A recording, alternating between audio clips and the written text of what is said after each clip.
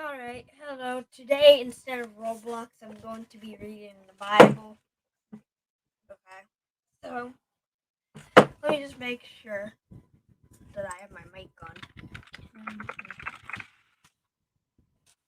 Alright, I'll start. The story of Ruth.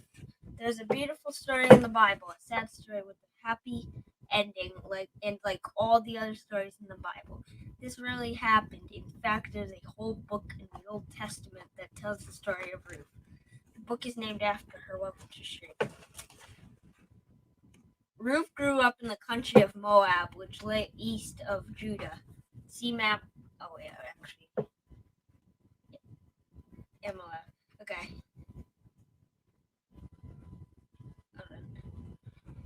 It was during the time of the judges, and there was a famine in Judah because there wasn't enough food there. Some people packed up and went to live in Moab. Hi. Okay. Elimelech, his wife Naomi, and their two sons were among those who went to live in Moab. After some time, the sons married women from Moab. One of them married Ruth. While they were living there, Noah's husband died about 10 years later. Both sons died. Oh, wait, sorry about that. I'm reading the wrong one. Dang it. Sorry. Let me put the right one on. Alright. I got the right one now.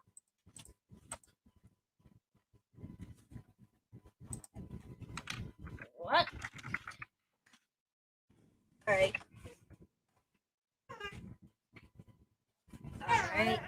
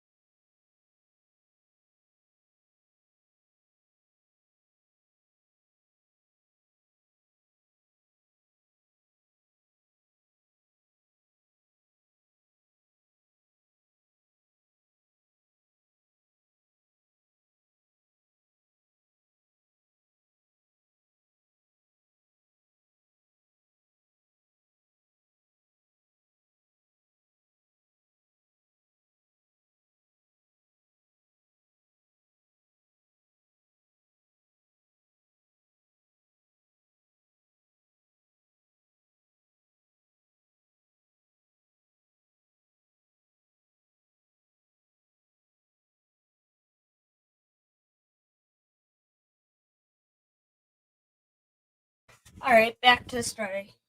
Oh my gosh, my pages are flipping back again. That's something.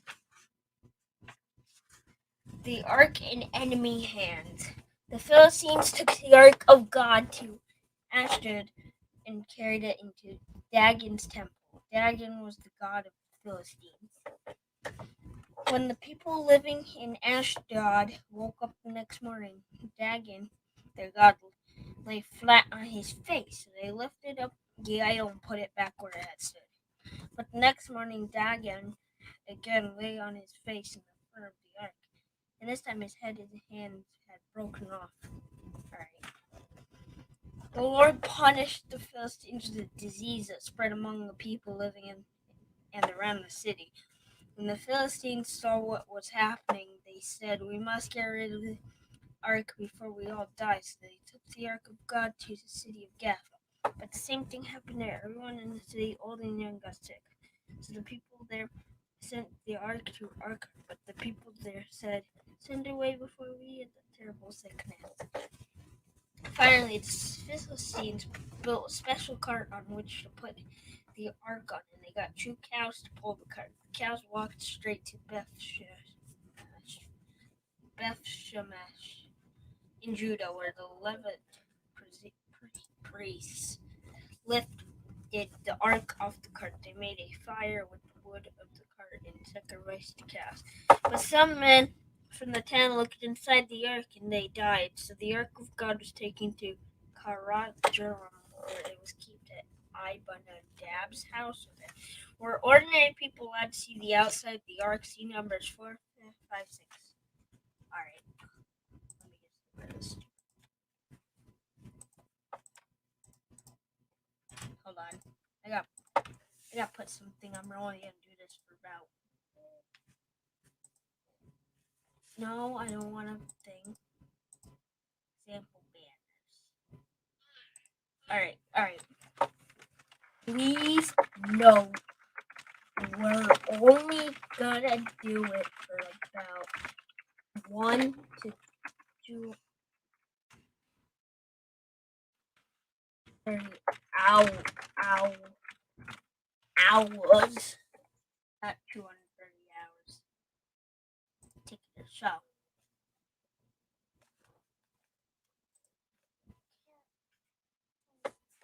Hey, hello. Hi.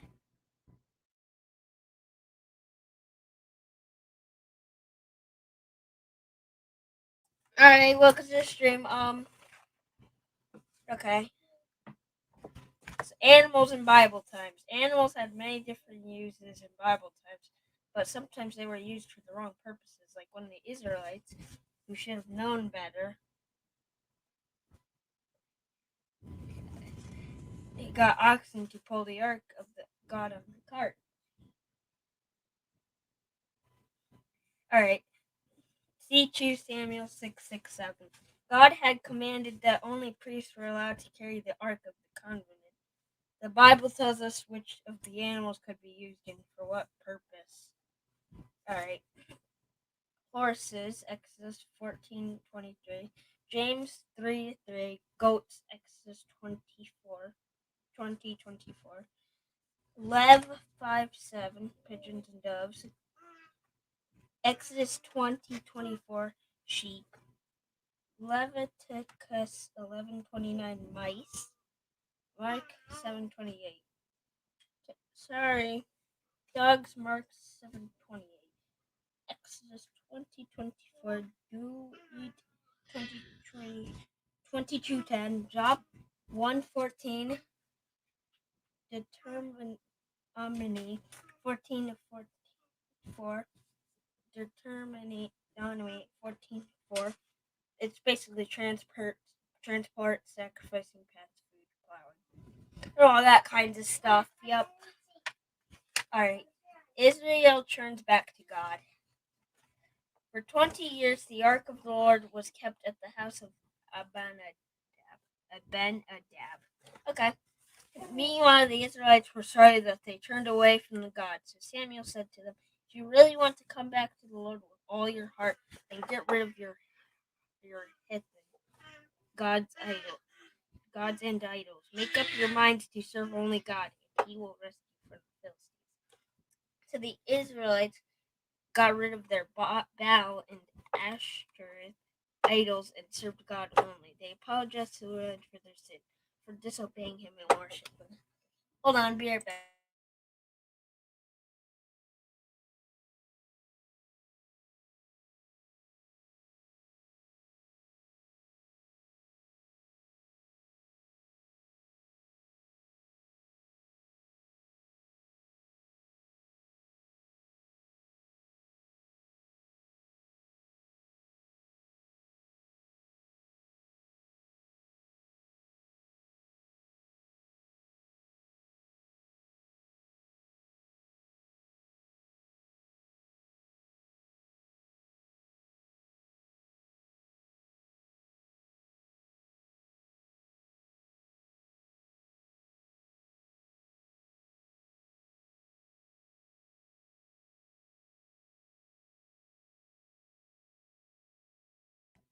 All right. When the Philistines heard that the Israelites had gathered at a place called Mizpah, they went to attack them. The Israelites were afraid and they pleaded with Samuel to keep praying for them. So Samuel offered a sacrifice to God and prayed for the Israelites. And the Lord answered his prayer.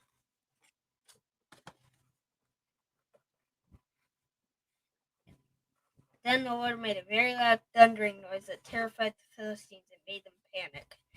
And in that way, the Israelites were able to defeat them easily. The Philistines did not dare attack Israel again. And for the rest of Samuel's life, the Lord's hand shielded his people by making life hard for the Philistines. All right.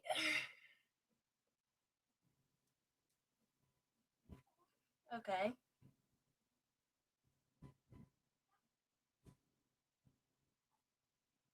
All right. All right. So, where was?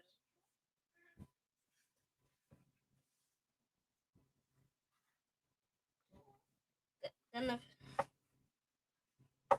okay. Then the Lord made a very loud thundering noise that terrified the Philistines and made them panic. And in that way, the Israelites were able to defeat them easily. The Philistines did not dare attack Israel again, and for the rest of Samuel's life, the Lord's hand shielded his people by making life hard for the Philistines. Alright.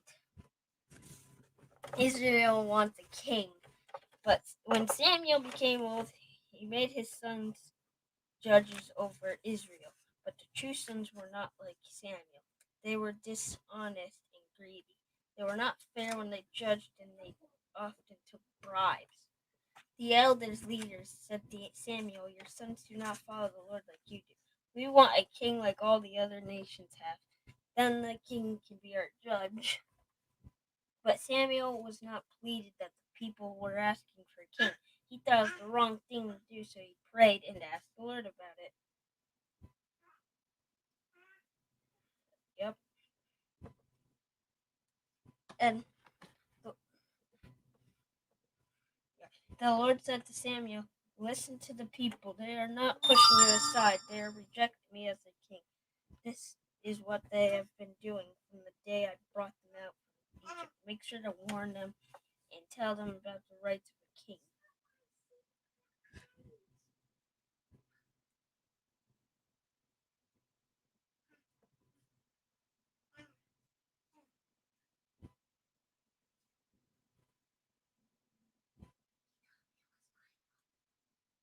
All right.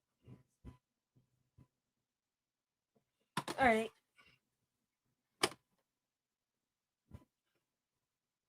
The Lord said to Samuel, "Listen to the people. They are not pushing you aside. They are rejecting me." Oh, wait, already did. Then Samuel told the people what the Lord had said and warned them.